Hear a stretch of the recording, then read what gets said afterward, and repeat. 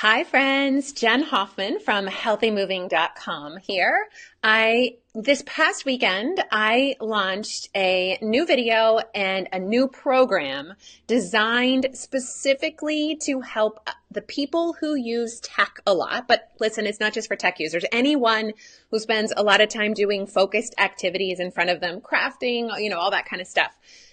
But to specifically address the tension patterns that are kind of indicative of a modern body that spends a lot of time on a phone or computer. And I've gotten a lot of great feedback. I'm going to share with you the exercise again today that I gave in that video so you don't have to go hunting for it real quickly. But it's my favorite exercise for this kind of tech neck, this hunched over position that so many of us are in. But I also today I got some follow-up questions about other places in the body where we're seeing the effect of all of this time, all of this screen time. And a lot of questions came to me about the eyes. So I want to give you my favorite exercise for eye strain. But the actual biggest response that I got to that video was about the little blip that I said about kids and tech. And kids and screen time. So I want to kind of start there today. So I mentioned in the video that obviously technology and our use of technology and the amount of time we are spending relative to movement where we're moving more of our body and not doing repetitive actions, it's increasing and it's impacting our body and not necessarily in a good way. We are getting a lot of tension and a lot of pain physically related to our time at our desks or our time on our phones, but it's also impacting us, not just our musculoskeletal system, but our risk for diseases. Some kind of diseases like cardiovascular disease and some types of cancer is higher. And plus I mentioned the mood thing, the way that it can impact us from a stress level as well. And that's specifically the thing I wanted to talk about with respect to kids. So it is absolutely, we don't know first. And when their bodies are growing and developing and their minds are growing and developing, we don't know yet. We don't have a clear picture of the long-term effects, but the early indications are that there are some things we need to be mindful of if we are giving phones to our kids and our teens.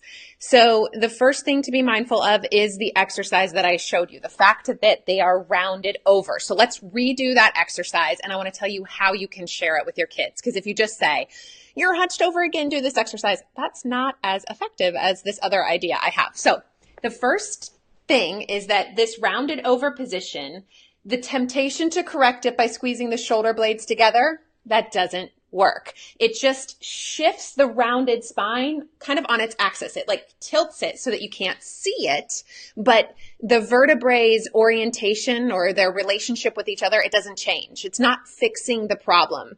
We need to do something different. And that thing is to do the exercise I showed you called ramp the head. So you're taking your head, if you look behind you at the place where the wall and the ceiling meet, you're taking your head up and back toward that position without lifting your chest. So your rib cage is the front of your rib cage, your sternum is vertical, and you're taking your head up and back. Don't do this. That doesn't do anything. Chest down, head and neck going up and back toward the wall behind you. So how can you get your kids to do that? The first thing is you do it. Like you have to do it. You have to say, and you can be vocal. Say what you're doing. Say, oh, I'm getting my phone here. I'm going to try this exercise I learned. Head up and back. Try it. How does it feel? It feels so good when I do it. Have a conversation about you doing it and how it feels. Someone sent me a message saying, I'm going to buy the Tech Body Fix program, which is my new program that I launched specifically for people who spend a lot of time at a computer or a phone. I'm going to buy it for my kid and I'm going to make them earn their screen time by doing these exercises. And I wrote her an email back and I said, I love that you want to share this and all of the exercises in this program with your teenager. However, you do that first. Like you do the program first, you live it first and be an example for it. I know that chances are if you're watching this video, you are using screens. So maybe you can do a habit yourself. If you join the program now, we're going through a live coaching with it in April. So you do it yourself in April. You do the exercises. You figure out how you're going to weave them in. So one of the ways I like to suggest is that you ramp the head. You give yourself the intention to ramp the head every time you check email or every time you check social media. Connect it to something that you're doing. And then just share that. Share that with your kids. Share that with the people who you work with in your office. Share it with other people that, hey, I'm trying this thing so that I can be more mindful of the position that I'm putting my body in while I'm using tech. And when you do it, it's making me feel so much better. It's really helping with my neck and shoulder tension because kids have it. When I tell teenagers what I do for a living, that I'm a movement expert and a yoga teacher, they tell me no problem. What do you got for this neck and shoulder tension that I have? They ask for it. So if you do it first, I like the idea of rewarding, giving it as okay, you can have screen time if you do this, but make that your own habit first before you ask your teens to do that or your kids. The second thing to think about here for a moment, tell me what your mood is like when you're like this versus what your mood is like after you've ramped the head. Like when I ramp the head, my breath kind of relaxes. I feel like I'm more able to take in positivity. My attitude is a little bit better. This hunched over position, there's so much research that our body position impacts our mood. And so you want to be gentle. Like our teens especially already have so much going on hormonally. And then when they're constantly positioned like this, I'm really worried about the impacts. I want to give them tools, but from a place of a gentle offering rather than a tisk tisk. So that's how I do it with adults. That's exactly how I would want to do it with kids first. So if you are thinking of getting the program for your teenager, I love that you guys might do it together. That I could cry. That makes me so happy. That is the work I want to be doing in the world and the offering that I want to give to people. But I just want you to do it from a place of love and gentleness and compassion. And you own it first. You do it. You feel and see the impact, the positive ways it helps you, and then you share that with your teens. Okay, the exercise I want to show you today for eye strain, let me tell you how you can do this with your kids and teens as well.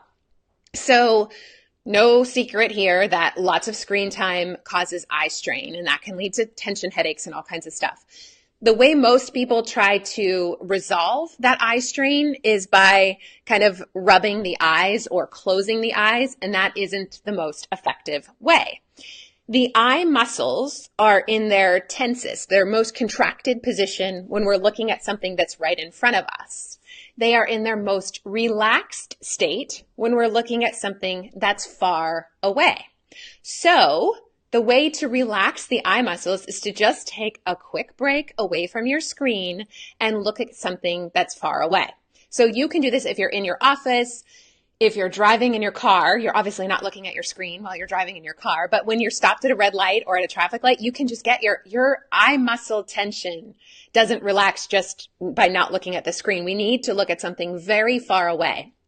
So if you're in your car at a red light, see if you can see something, the farthest thing you can see. If you're in your office or in your house, go to the window and look out the window and allow your eyes to focus on the farthest thing away from you that you can see. So I play a game with my kids with this, and my kids don't log a ton of screen time yet, but I'm playing the game with them now when they're young so that as they get older, we can continue to do this. But we play, what's the farthest thing that you can see? And we play it sometimes when we're out on walks. We play it when we're in the car at different times. Who can spot the farthest thing away? And then everybody tries to look at that thing. So it's a really simple way to get your eyes to relax. And if you're trying to motivate your kids, to ask them as well, to do it with you as well. Okay, so head up and back, eyes relax by looking far away. These are just two of my most favorite tips for getting our bodies responding to the tension that we're carrying in our bodies because of screen time. I developed this entire program, calling it the Tech Body Fix, because I really wanted to respond to give people a movement program specifically designed for what's going on in their body. sometimes we take these tech bodies to a typical exercise class and we get injury and pain as a result, because when we move away from the tech, our body doesn't necessarily move away from the position we were in. Our body adapts to the position we're in most of the time. So I always think of it like that. You know, your grandmother might have said to you, don't make that face, it'll stick that way. Well, like we kind of stick that way. We get into these positions, and then even when we stand up, our muscle tension is still impacting us. So then we take that body to the yoga class or to the gym, and we might have injuries as a result. So I designed a movement program to do two things. Number one, to give you exercises you can do while you're on your tech. That is half of this program. And there's a daily exercise that you can do while you're on your computer, while you're on your phone, to specifically address things like ramping the head and other exercises to address the tension that you have. But then the second piece of the program is movement classes, mat yoga type classes. I'm a yoga teacher, so they're yoga type classes, but they are specifically addressed to the body that spends a lot of time in focused activities. If you don't use your phone or your computer a lot, but you do a lot of crafting or you're driving a lot of the same tension patterns come from driving. It's all related to that. The way that our modern bodies are responding to the amount of time we spend kind of in this box right in front of us without having to move too much outside of that. So I'm launching the program with live coaching and accountability for the month of April, which I'm so excited. We're going to all move through the program together. Here's my plan. We are going to move through the program together. Everybody who joins now, the registration is closing March 31st. And this group of amazing people is going to ask me all kind of questions. They're going to say, hey, my teenager had this question, or could we have a class that's specifically related to this pattern? And I'm going to realize that I want to add new things to make the program even better. So I'm going to close the registration down on March 31st, go through the whole program with my first inaugural introductory group here in April. And then I'll spend the rest of the summer reshooting videos, making things even more amazing in the program. And I'll open it back up for registration, maybe late summer or early fall. Of course, the program's going to be more awesome then, so the price is probably going to be a little different. If you are thinking about doing it and you want the best deal on the program, now is the time to join. Tech Body Fix. If you're not ready to jump into the program and all you do is ramp the head and relax your eyes by looking away, later this week I'm going to come back with one more exercise, one more mindfulness practice in your body about body positioning, specifically about how you're standing. So keep an eye out for that as well.